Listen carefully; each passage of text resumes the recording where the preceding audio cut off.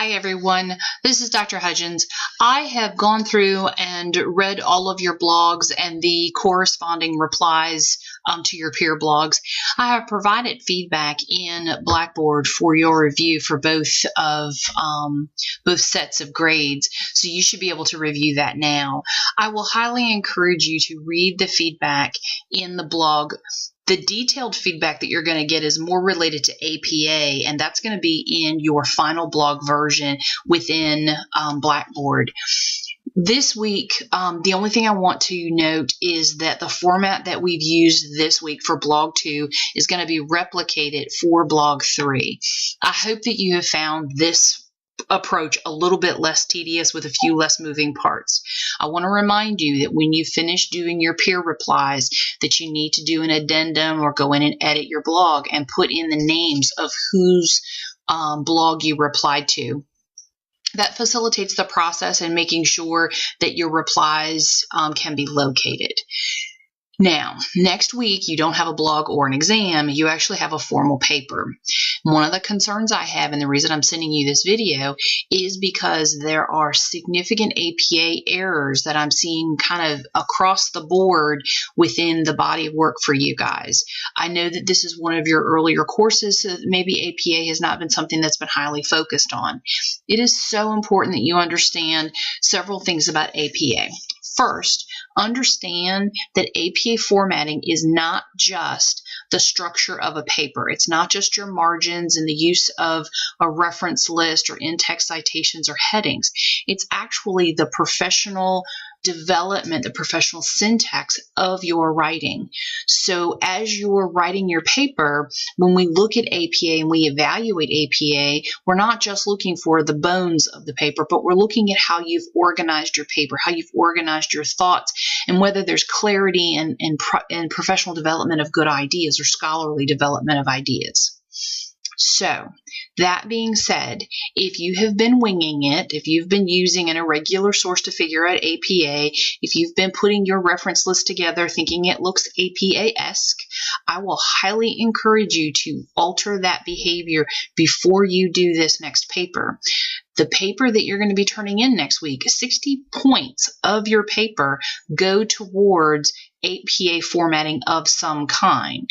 So I want you to be thoughtful about that, because you could either be highly successful or a train wreck at the end of the paper if you're not attentive to proper APA formatting. I'm going to highlight 5 areas to make sure that you're mindful of the development of your paper, that you've covered these areas well. First and foremost, all graduate level papers need to include level headings.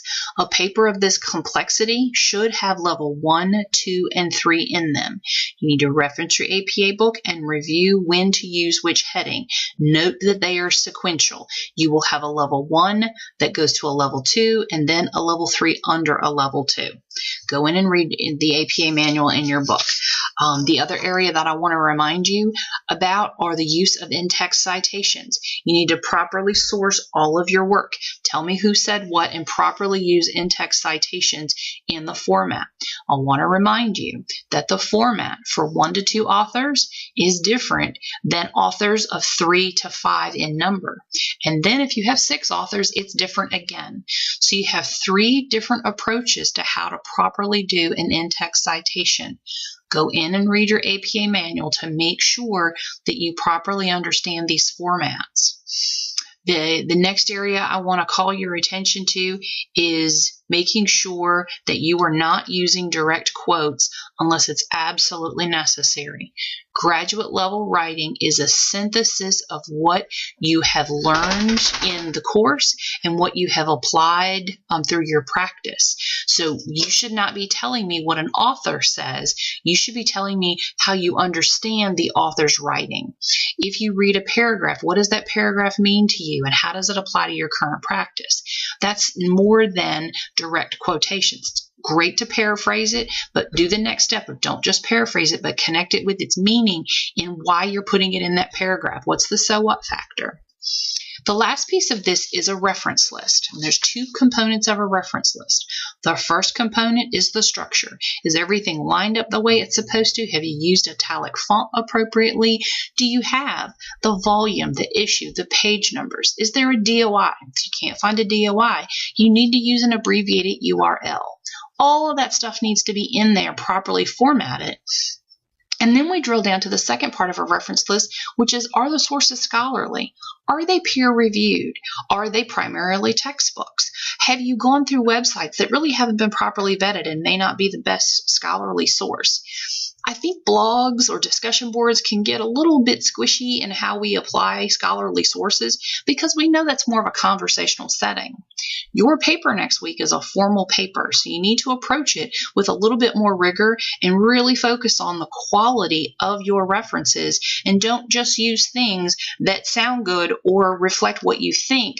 Make sure that it's properly vetted for being a peer-reviewed journal within the last 5 years, and it's not a commentary or an editorial, but that it's actually a reference or research journal article.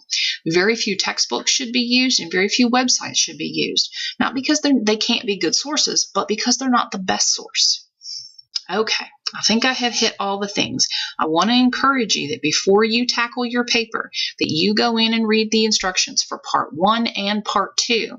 Because once you pick whether you want to follow with the assignment on a telehealth model or a simulation model or an electronic health record model, whatever you pick in part 1, you're going to follow through with part 2.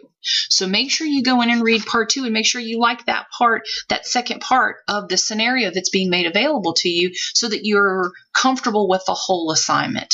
I don't want you to start part 1 and then get to the second part, and because you're either really not that thrilled with the prompt or you're not comfortable with it, that you can't do prompt 2 effectively in a couple of weeks. So just to recap. Read part 1 and part 2 assignments completely. Then pick the topic that you want. Read the prompts. Follow the post-it rubric.